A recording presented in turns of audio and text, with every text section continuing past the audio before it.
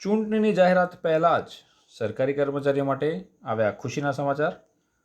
CPFની 10%ની કપાતની સામે સરકાર આપશે 14% ફાળો। નવી વર્ધિત પેન્શન યોજના NPS અંતર્ગત ફાળામાં ફેરફાર કરવા બાબત તો નાણાં વિભાગના 29/2/24ના ઠરાવથી ઠરાવવામાં આવ્યું છે કે અગાઉ 29/10/22ના ઠરાવથી NPSના કર્મચારીઓ માટે કપાત માટે 3 ઓપ્શન આપવામાં આવ્યા હતા। 10, 12 અને 14%નો ફાળો જમા કરાવવાની જોગવાઈ કરવામાં આવેલી।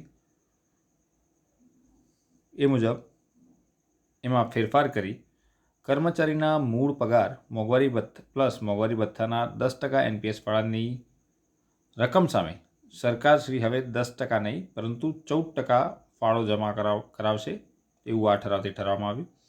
આ ઠરાવ મુજબ કપાત કર્મચારીઓના માર્ચ 24ના પગારથી એટલે કે માર્ચ પેઢીને એપ્રિલથી શરૂ કરવાની રહેશે।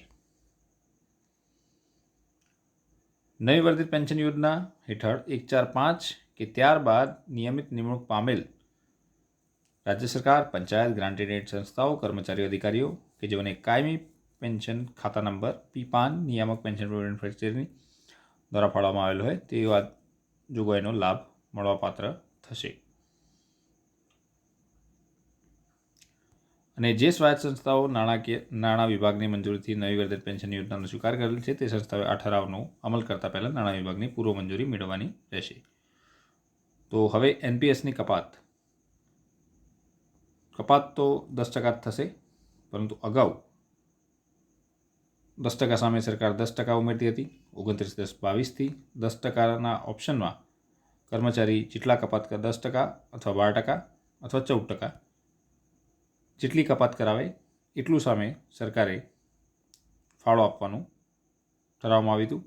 પરંતુ આ ઠરાવથી 10% કપાત સામે પણ સરકાર 14%નો ફાળો આપશે એવું ઠરાવવામાં આવ્યું છે। માટે આ લાગુ પડશે માર્ચ મહિનાથી।